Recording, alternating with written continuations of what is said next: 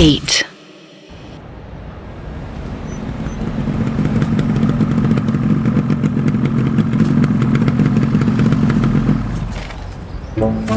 अथर्व अपना गुस्सा शांत करने के लिए एक ढाबे पर खाना खाने रुका था।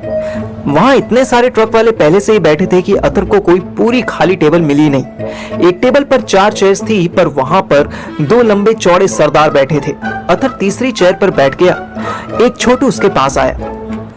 ओ छोटू, एक प्लेट दाल मखनी और बटर नान लिया। और सुन, एक कोक भी लेते आना। क्या? कोक? कक्के, कोल्ड ड्रिंक लिया। पहले कोल्ड ड्रिंक दे दे। ओह, कैंपा हुड़ लाया। छोटू ऑर्डर लेकर चला गया। अथर्व को दोनों सरदार घूरने लगे। अथर्व थोड़ा घबरा गया, पर भयंकर से दिखते दोनों सरदार जब मुस्कुराने लगे तो वो क्यूट से ब्लैक बियर्ड सेंटा क्लॉज लगने लगे। अथर्व ने देखा कि वो दोनों चिकन की टांग चबा रहे थे और उन दोनों के ग्लास में कैंपा भरी थी। ओए सुन, मेरे लिए भी ग्लास में लाइयो। छोटू ने हाफ लीटर की कोक और एक कांच का ग्लास दे दिया। साथ साथ खाना भी सर्व कर दिया। अथर्व ऐसा जन्मों का भूखा था कि फटाफट खाने लगा। अगले 10 मिनट में अथर्व पूरा खाना साफ कर चुका था, पर सामने बैठे दोनों सरदार आराम आराम से खा रहे थे। अथर्व हाथ धोने गया। वो वॉश बेसिन से वापस आया ही था कि एक सरदार ने टोक दिया। ओए काका, ओए अपनी कैंपा पूरी पी, इस तरह बर्बाद नहीं कर दे। अथर्व को बड़ा अजीब लगा। पहले कभी किसी अजनबी ने उसके खाने पीने की इतनी परवाह नहीं की थी। सरदार ने बोतल की बची हुई कोक ग्लास में पहले से पलटी हुई थी। सॉरी सरदार जी, मेरा पेट भर गया। ओए खींच ले एक बार में, झुट्टा नहीं छट दे। चल चल पी जा, छेती पी जा।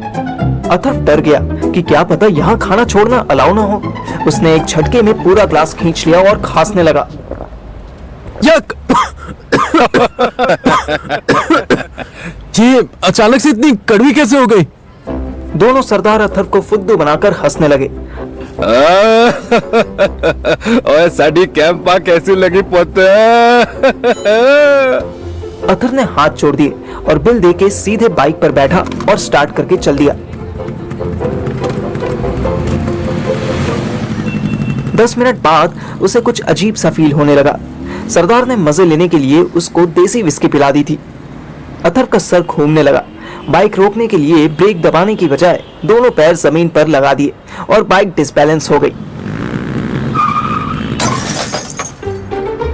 और इसी के साथ 2 महीने के अंदर ही अलग अलग बाइक से 2 एक्सीडेंट कराने वाला पहला लड़का बना अपना अथर्व। वो तो भला हो एक टेम्पो वाले का। उसने अथर्व और उसकी बाइक दोनों को अपने टेम्पो में रखा और उसे होशियारपुर छोड़ दिया। मेन हाईवे से मामा का घर 4 किलोमीटर था। अथर्व टेढ़े टायर वाली बाइक खींचते हुए 1.5 घंटा पैदल चलकर घर पहुंचा। मामा अभी भी कमरे में बंद सो रहा था।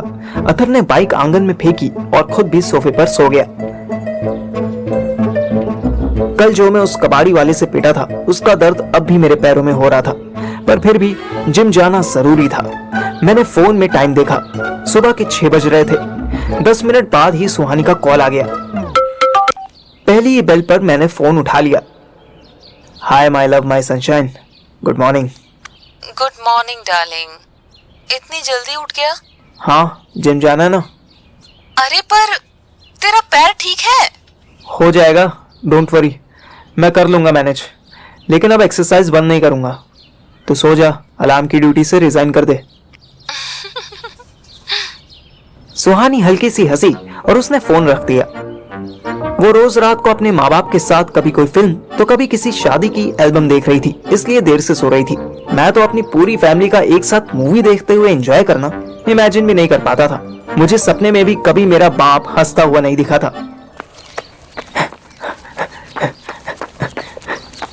फ्रेश होने के बाद मैं घोड़ी की तरह उछलते कूदते और लड़खड़ाते हुए जिम की तरफ चल दिया।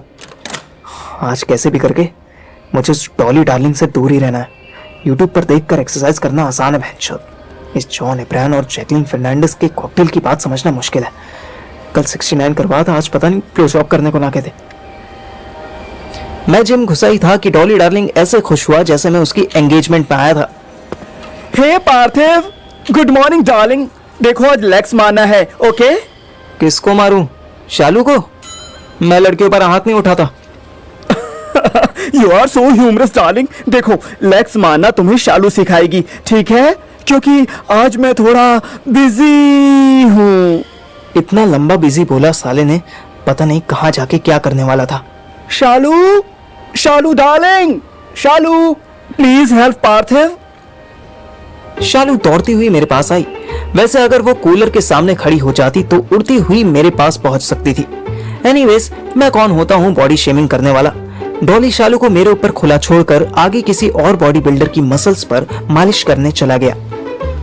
आज हिप्स और थाइस पर वर्क करेंगे। किसके? What? मेरे या तुम्हारे?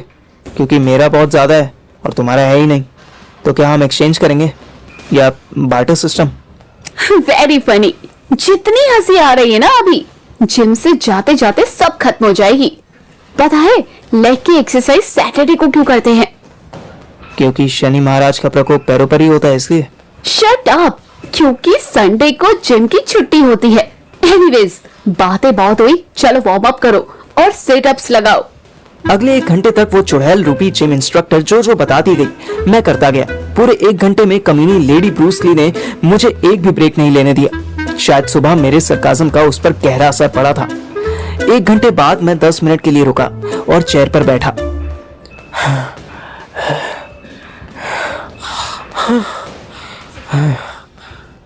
और जब मैंने उठने की कोशिश की तो थाइस ने मना कर दिया। ये क्या हो गया मेरे पैरों को? शालू, शालू जी, हालू जी, शालू जी, मेरी ऐसी तैसी हो गई है, मेरे पैर चल ही नहीं रहे। शालू ऐसे मुस्कुराई जैसे उसका टीडीएस रिफंड आया हो।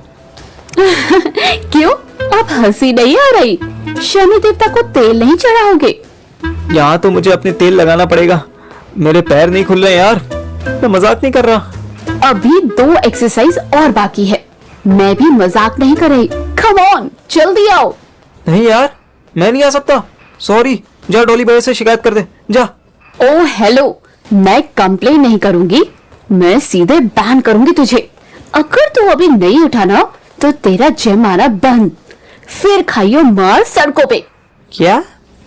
तुझे कैसे पता कि मैं सड़क पे पिट के आया हूँ? तेरे फेस पर पांडा जैसे गोला बना हुआ है। होल स्टोरी पता लग रही है। अब बहुत हुई बातें। Now get up and do your exercise now. मैं 8 बजे जिम से लड़खड़ाता हुआ निकला और सीधे फोटोकॉपी वाले के पास गया। रात जिस कोचिंग इंस्टीट्यूट को मैंने शॉर्टलिस्ट किया था उसका एडमिशन फॉर्म और ब्रोशर मैंने प्रिंट करवा लिया। 9 बजे मैं घर पहुंचा और अपने रूम में प्रिंट्स रखे और फिर डायरेक्ट बाथरूम में घुस गया। जाते जाते मैंने ऑर्डर भी मार दिया। मम्मी, बहुत थक गया हूँ, बहुत जोर की भूख लगी है, जल्दी से नाश्ता लगा दो। ऐसा रेयर ही होता है कि मैं कभी मम्मी को इतनी जोर से चिल्लाकर ऑर्डर दूं, लेकिन कभी दे भी दूं तो मम्मी की प्यारी सी आवाज आती थी कि बेटा जल्दी से नहा के आजा, फलाने के साथ ढिमकाना बनाया है। पर आज मुझे रिटर्न में बहुत ही गंदी आवाज आई। तुम्हारे नौकर नहीं बैठे हैं यहाँ सब जो ऑर्डर मार दिया। जिम कर आए हो पर हम पे कोई एहसान नहीं किया। चुपचाप नहा कर आओ और अपना नाश्ता खुद लगाओ। मेरा बाप अभी भी घर में था। ये सोचकर ही मेरा खून जलने लगा। मैं और स्लो नहाने लगा।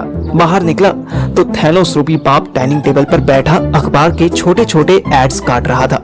मुझे देखते ही उनकी जुबान से वेनम निकला। तुम्हारे लिए जॉब्स भी मैं ही निकाल रहा हूँ। ये नहीं हो सकता कि सुबह उठकर थोड़ी देर अखबार पढ़ लो। मैंने कोई जवाब नहीं दिया। मैं टॉवल पहने आधा नंगा उनके सामने ऐसे खड़ा रहा जैसे पनिशमेंट दी गई हो। कल से पूरा न्यूज़पेपर पढ़ोगे तुम, समझे? मैंने बस हाँ में गर्दन हिला दी। और एमए करने की भी कोई जरूरत नहीं है, पैसा बर्बाद ही होगा। तुम किसी की नौकरी ही करो, तुम उसी के लायक हो। तुम मेरी कंपनी में फिट नहीं रहोगे। मैंने ऐसा मुंह बनाया जैसे मैं नौकरी में फिट होने की नहीं बल्कि किसी किडनी डोनर की बात चल रही हो, पर अंदर ही अंदर मैं नाच रहा था। इस राक्षस के साथ मैनेजर बनकर भी स्लेवरी ही करनी पड़ती। कुछ क्लर्क्स की जॉब देखी है, मंडे को इंटरव्यू के लिए जाओगे तुम। पैसे तुम्हारी मम्मी को दे दिए हैं। जाओ कपड़े पहन कर आओ, बेवकूफ की तरह नंगे खड़े हो, जाओ। पापा से गाली खाकर मैं अंदर आया और नाचने लगा। मेरी टांग का दर्द भी जैसे छूमंतर हो गया। 10 बजे मेरा बाप घर से निकल गया और उधर होशियारपुर में ठीक 10 बजे अथर्व का गुंजन मामू अथर्व को बड़े प्यार से उठाने लगा। ओ यार तू अब पुत्र उठ जा, वीरे उठ जाओ, राजे उठ जा। अथर्व ने आंखें खोली तो मामा बिल्कुल उसके मुंह के आगे खड़ा स्माइल कर रहा था। अथर्व चौंक गया। क्या मामू डरा दिया, क्या टाइम हुआ है? तेरा कि मेरा? देख मेरा टाइम तो अभी सुबह के 10 हुए हैं।